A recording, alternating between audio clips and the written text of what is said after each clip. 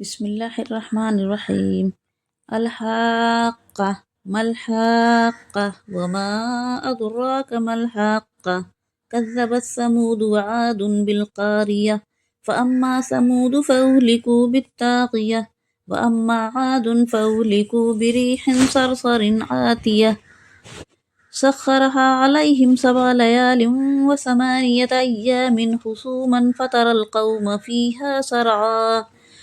القوم فيها سرعى كأنهم أعجاز نخل خاوية فهل ترى لهم من باقية وجاء فرعون ومن قبله والمؤتفكات بالخاطية فعصوا رسول ربهم فأخذهم أخذة رابية إنا لما طغى الماء حملناكم في الجارية لنجعلها لكم تذكرة وتعيها أذن واعية فإذا نفخ في الصور نفخة واحدة وحملت الأرض والجبال فدكتا دكة واحدة فيومئذ وقعت الواقية وانشقت السماء فهي يومئذ واهية والملك على أرجائها ويحمل عرش ربك فوقهم يومئذ 8 يومئذ تعرضون لا تخفى منكم خافية فأما من أوتي كتابه بيمينه فيقول هاؤم اقرءوا كتابيه إني ظننت أني ملاق حسابيه فهو في عيشة راضية في جنة عالية قطوفها دانية كلوا واشربوا هنيئا بما أسلفتم في الأيام الخالية وأما من أوتي كتابه بشماله فيقول يا ليتني لم أوت كتابيه ولم أدر ما حسابيه يا ليتها كانت القاضية ما أغنى عني ماليه هلك عني سلطانيه خذوه فغلوه ثم الجحيم صلوه في سلسلة ذرعها 70 ذراعا فاسلكوه إنه كان لا يؤمن بالله العظيم ولا يحض على طعام المسكين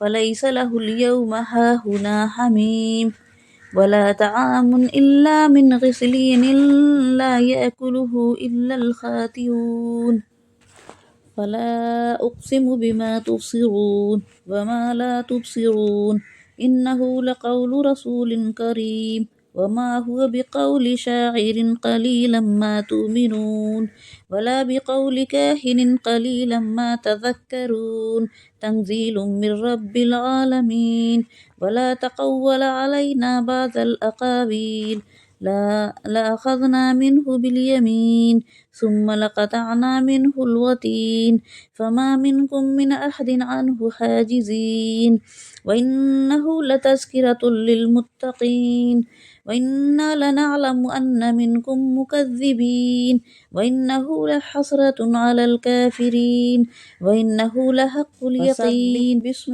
ربك العظيم۔ سورہ حق کا نام سورہ کے پہلے ہی لفظ کو اس کا نام قرار دیا گیا ہے۔ زمانہ نزول یہ بھی مکہ معظمہ کے ابتدائی دور کی نازل شدہ صورتوں میں سے ہے۔ اس کے مضامین سے معلوم ہوتا ہے کہ اس زمانے میں نازل ہوئی تھی جب رسول اللہ صلی اللہ علیہ وسلم کی مخالفت تو شروع ہو چکی تھی مگر اس نے ابھی زیادہ شدت اختیار نہ کی تھی۔ مسند احمد میں حضرت عمر رضی اللہ عنہ کی روایت ہے کہ اسلام لانے سے پہلے ایک روز میں رسول اللہ صلی اللہ علیہ وسلم کو ستانے کے لیے گھر سے نکلا مگر آپ مجھ سے پہلے مسجد حرام میں داخل ہو چکے تھے۔ میں پہنچا تو آپ نماز میں سورہ الحاقہ پڑھ رہے تھے۔ میں آپ صلی اللہ علیہ وسلم کے پیچھے کھڑا ہو گیا اور سننے لگا۔ قرآن کی شان کلام پر میں حیران ہو رہا تھا کہ میرے دل میں یکایک خیال آیا کہ یہ شخص ضرور شاعر ہے جیسا کہ قریش کہتے ہیں۔ فوراً ہی حضور صلی اللہ علیہ وسلم کی زبان سے یہ الفاظ ادا ہوئے، یہ ایک رسول کریم کا قول ہے، کسی شاعر کا قول نہیں ہے۔ میں نے اپنے دل میں کہا شاعر نہیں تو پھر کاہن ہے، کیونکہ اس وقت کاہن جو ہے غیب کے باتوں کی خبر دیا کرتے تھے، اسی وقت زبان مبارک پر یہ الفاظ جاری ہوئے، اور نہ کسی کاہن کا قول ہے، تم لوگ کم ہی غور کرتے ہو، یہ تو رب العالمین کی طرف سے نازل ہوا ہے۔ یہ سن کر اسلام میرے دل میں گہرا اتر گیا۔ حضرت عمر رضی اللہ عنہ کی اس روایت سے معلوم ہوتا ہے کہ یہ صورت ان کے قبول اسلام سے بہت پہلے نازل ہو چکی تھی، کیونکہ اس واقعے کے بعد بھی ایک مدت تک وہ ایمان نہیں لائے تھے، اور وقتاً فوقتاً متعدد واقعات ان کو اسلام سے متاثر کرتے رہے تھے، یہاں تک کہ اپنے بہن کے گھر میں ان کے دل پر وہ آخری ضرب لگی جس نے ان کو ایمان کی منزل پر پہنچا دیا۔ تفصیلات کے لیے ملاحظہ ہو تفہیم القرآن جلد سوم دیباچہ سورہ مریم جلد پنجم دیباچہ سورہ واقعہ۔ موضوع اور مضمون: اس کا پہلا رکوع آخرت کے بیان میں ہے، دوسرا رکوع قرآن کے منزل من اللہ اور محمد رسول اللہ صلی اللہ علیہ وسلم کے رسول برحق ہونے کے بارے میں ہے۔ پہلے رکوع کا آغاز اس بات سے ہوا ہے کہ قیامت کا آنا اور آخرت کا برپا ہونا ایک ایسی حقیقت ہے جو ضرور پیش آ کر رہنی ہے۔ پھر آیت 4 سے 12 تک یہ بتایا گیا ہے کہ پہلے جن قوموں نے بھی آخرت کا انکار کیا ہے وہ آخرکار خدا کے عذاب کی مستحق ہو کر رہی ہیں۔ اس کے بعد آیت 17 تک قیامت کا نقشہ کھینچا گیا ہے کہ وہ کس طرح برپا ہوگی۔ پھر آیت 18 سے 37 تک اصل مقصد بیان کیا گیا ہے، جس کے لیے اللہ تعالیٰ نے دنیا کی موجودہ زندگی کے بعد نوع انسانی کے لیے ایک دوسری زندگی مقدر فرمائی ہے۔ اس میں بتایا گیا ہے کہ اس روز تمام انسان اپنے رب کی عدالت میں پیش ہوں گے، جہاں ان کا کوئی راز چھپا نہ رہ جائے گا، ہر ایک کا نامہ اعمال اس کے ہاتھ میں دے دیا جائے گا۔ جن لوگوں نے دنیا میں یہ سمجھتے ہوئے زندگی بسر کی تھی کہ ایک دن انہیں اپنے رب کو اپنا حساب دینا ہے، جنہوں نے دنیا کی زندگی میں نیک عمل کر کے اپنی آخرت کی بھلائی کے لیے پیشگی سامان کر لیا تھا، وہ اپنا حساب پاک دیکھ کر خوش ہو جائیں گے، اور انہیں جنت کا ابدی عیش نصیب ہوگا۔ اس کے برعکس جن لوگوں نے خدا کا حق مانا نہ بندوں کا حق ادا کیا، انہیں خدا کی پکڑ سے بچانے والا کوئی نہ ہوگا، اور وہ جہنم کے عذاب میں مبتلا ہو جائیں گے۔ دوسرے رکوع میں کفار مکہ کو خطاب کرتے ہوئے فرمایا گیا ہے کہ تم اس قرآن کو ایک شاعر اور کاہن کا کلام کہتے ہو، حالانکہ یہ اللہ کا نازل کردہ کلام ہے جو ایک رسول کریم کی زبان سے ادا ہو رہا ہے۔ رسول اس کلام میں اپنی طرف سے ایک لفظ گھٹانے یا بڑھانے کا اختیار نہیں رکھتا، اگر وہ اس میں اپنی من گھڑت کوئی چیز شامل کر دے تو ہم اس کی رگ گردن یا رگ دل کاٹ دیں۔ یہ ایک یقینی برحق کلام ہے، اور جو لوگ اسے جھٹلائیں گے انہیں آخرکار پچھتانا پڑے گا۔ الحاقہ، وہ حقیقت جو ہو کر رہے گی، ہو کر رہنے والی بات، ہونی شدنی۔ الحاقہ حقیقت سے بنا ہے، یعنی وہ حقیقت جو ہو کر رہے گی۔ ملحاقہ، کیا ہے وہ حقیقت، کیا ہے وہ ہونی شدنی، اور تم کیا جانو کہ وہ کیا ہے ہونی شدنی۔ اس حقیقت سے مراد قیامت ہے۔ عربی محاورے کے مطابق یہ انتہائی پرزور تعبیر ہے جو کسی واقعے کے خوفناک پہلو کو ظاہر کرنے کے لیے نہایت بلیغ پیرائے میں بیان فرمائی گئی ہے، اور اس کو کسی دوسری زبان میں اپنی پوری تاثیر کے ساتھ منتقل کرنا ممکن نہیں، لیکن مفہوم واضح کرنے کے لیے قریب قریب لفظی ترجمہ کر دیا گیا ہے۔ سمود اور عاد نے اس اچانک ٹوٹ پڑنے والی آفت کو جھٹلایا تو سمود ایک سخت حادثے میں ہلاک کیے گئے۔ سورہ اعراف میں قوم سمود کا تعارف گزر چکا ہے۔ انہیں حضرت صالح علیہ السلام کو جھٹلانے کی وجہ سے ایک زبردست چنگھاڑ کے ذریعے ہلاک کیا گیا تھا، جس سے ان کے کلیجے پھٹ گئے تھے، اور عاد ایک بڑی شدید طوفانی آندھی سے تباہ کر دیے گئے۔ اللہ تعالیٰ نے اس کو مسلسل 7 رات اور 8 دن تک ان پر مسلط رکھا۔ تم وہاں ہوتے تو دیکھتے وہاں اس طرح بچھڑے پڑے ہیں جیسے وہ کھجور کے بوسیدہ تنے ہوں۔ یعنی قوم عاد کا تعارف بھی سورہ اعراف میں گزر گیا ہے۔ ان پر زبردست آندھی مسلط کی گئی تھی جو 8 دن جاری رہی۔ قوم عاد کے لوگ بڑے ڈیل ڈول والے تھے، اس لیے ان کی زمین پر گری ہوئی لاشوں کو کھجور کے تنوں سے تشبیہ دی گئی ہے۔ اب کیا ان میں سے کوئی تمہیں باقی بچا نظر آتا ہے؟ اور اسی خطائے عظیم کا ارتکاب فرعون، اس سے پہلے کے لوگوں نے اور تلپٹ ہو جانے والی بستیوں نے کیا۔ ان سب نے اپنے رب کے رسول کی بات نہ مانی اور ان کو بڑی سختی کے ساتھ پکڑا۔ جب پانی کا طوفان حد سے گزر گیا تو ہم نے تم کو کشتی میں سوار کر دیا تھا۔